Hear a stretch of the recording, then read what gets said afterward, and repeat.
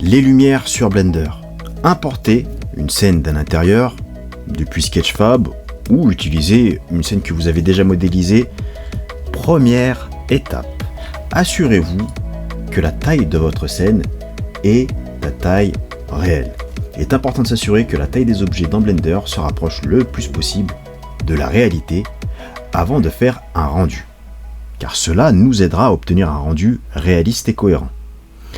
Si vos objets sont trop petits ou trop grands, les proportions et les ombres ne feront pas naturel. Et vous allez voir pendant notre projet, les ombres, ça va être la clé.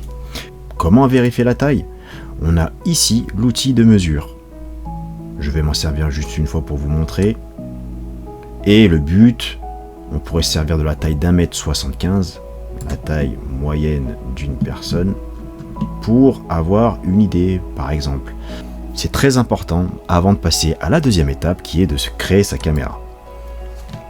C'est parti, add caméra. Et d'ailleurs, ça ne ment pas.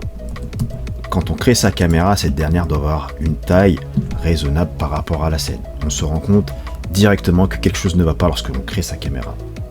C'est parti, je vais rentrer dans ma caméra en cliquant sur Toggle caméra to view. Hop, je rentre dans ma caméra.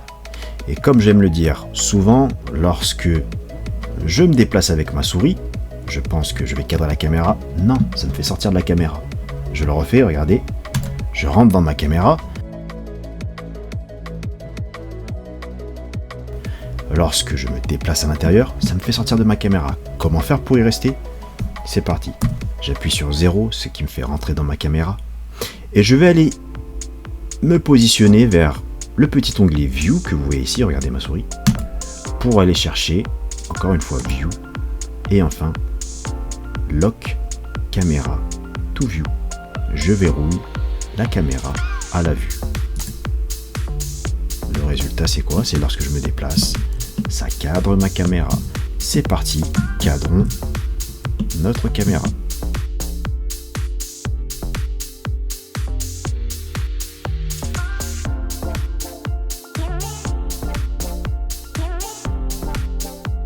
Avec le raccourci clavier T, je peux cacher la barre d'outils. Le raccourci clavier N qui me permet de cacher ce que l'on appelle la sidebar lorsqu'elle me gêne. Ma caméra, une fois sélectionnée, j'ai ici dans le panel Properties la possibilité, en cliquant sur l'icône du Object Data Properties, de paramétrer ma caméra. La perspective, c'est une projection qui imite le fonctionnement de l'œil humain, c'est-à-dire qu'il va créer une impression de profondeur et de perspective en appliquant une déformation sur l'image. Alors quand on joue avec la focale, on joue avec cette déformation.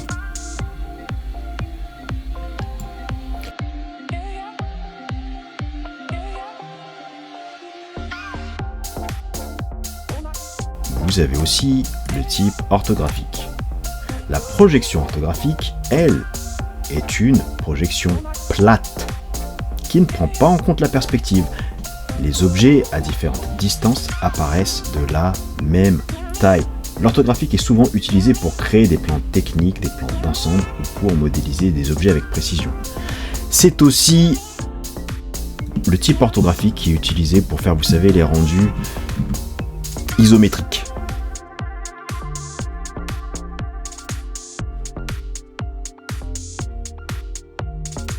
Quand vous utilisez le type orthographique, vous jouez avec le orthographic scale. Nous utiliserons ici la perspective pour obtenir un rendu plutôt réaliste. Laissez-moi donc positionner ma caméra. Moi, ce que j'aime bien faire, une fois que j'ai trouvé le bon cadrage et ma bonne focale, le bon réglage de ma focale, j'aime bien aller tout en bas dans le viewport display, j'ai l'option passe-partout. Le passe-partout qui va me permettre de contrôler l'aire du rendu, la zone de rendu de ma scène. Je vais donc régler mon passe-partout et le mettre à 1, et là vous n'avez que la zone qui sera affichée au rendu. Au fait, l'outil de mesure, j'en ai plus besoin. Laissez-moi juste cliquer sur Select Box pour ne plus le faire apparaître.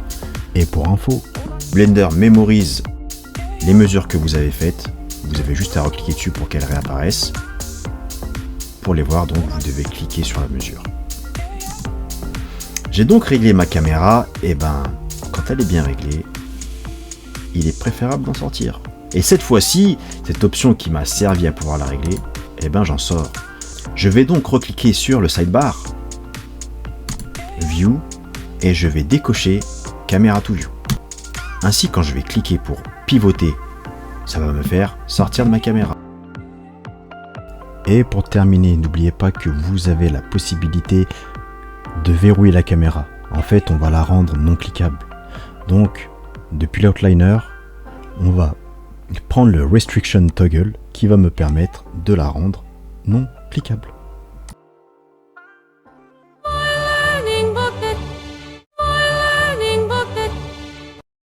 Nous ne prendrons pas Eevee mais bien Cycle.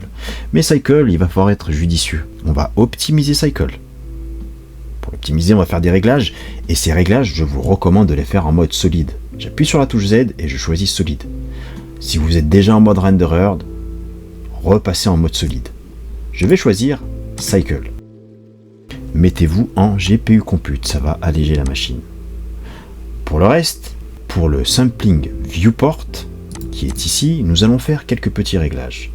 Pour ceux qui ne le savent pas, Sample c'est quoi? Échantillon en français. C'est pour le moteur de rendu Cycle, les échantillons de rayons qui sont envoyés dans notre scène pour calculer les couleurs. Les couleurs, mais aussi les ombres, les reflets des surfaces de notre objet. En d'autres termes, ces samples représentent le nombre de fois où Cycle échantillonne chaque pixel de notre image. Et donc, plus ce nombre de samples est élevé, plus le rendu sera précis, mais plus ça prendra de temps pour le calcul final de l'image. Donc, ce sample, étant donné qu'on fait des essais au départ, on va l'abaisser. Une fois qu'on sera sûr, on va l'augmenter. Vous comprenez?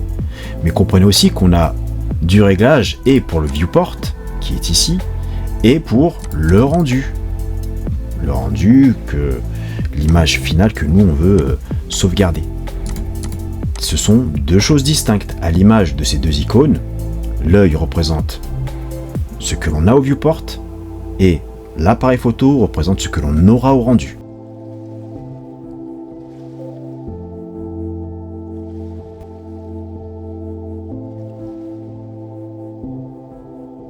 C'est exactement la même chose ici.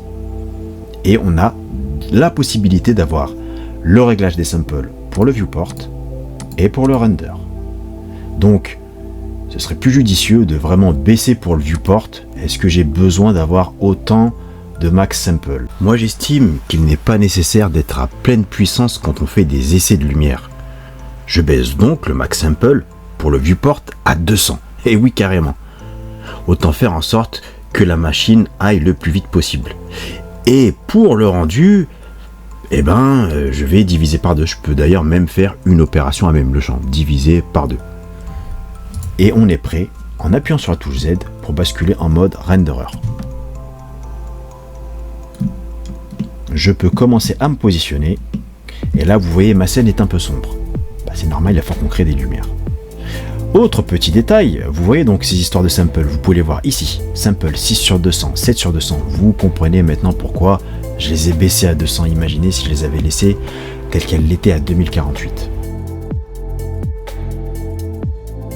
On a une autre option que l'on peut mettre, c'est le denoise. Bon là, il n'y a pas trop de lumière, vous n'allez pas faire la différence, quoique, on se débarrasse du bruit. Ce que je viens de vous montrer, d'avoir le viewport en mode renderer à gauche en grand, je l'ai réalisé pour la vidéo. En réalité, il est préférable d'aménager son workspace avec Cycle dans une fenêtre de visualisation de plus petite taille. En haut à droite, je vais chercher un autre viewport. Je vais me mettre en 1 en vue caméra et en 2, je choisirai le mode d'affichage en mode renderer. Je vais me débarrasser de tous les éléments de l'UI. Rappelez-vous des raccourcis clavier T et N. T, panneau d'outils à gauche, N, panneau de propriété ou sidebar à droite. Laissez-moi juste agrandir momentanément cette fenêtre pour pouvoir accéder à l'icône Show Gizmo, pour pouvoir cacher la visibilité des gizmos, et le Show Overlay pour alléger totalement l'UI, la User Interface. Je vais donc basculer dans le viewport à droite en mode Rendered, ce qui me donnera l'impression d'avoir une photo sous les yeux. Il s'agit de la prévisualisation de mon rendu. À gauche, nous serons en mode solide, et c'est ici que je vais pouvoir déplacer mes éléments et mes lumières. À droite, je ne touche pas à la caméra, je ne touche à rien, c'est juste pour avoir une prévisualisation de mon rendu et rien d'autre.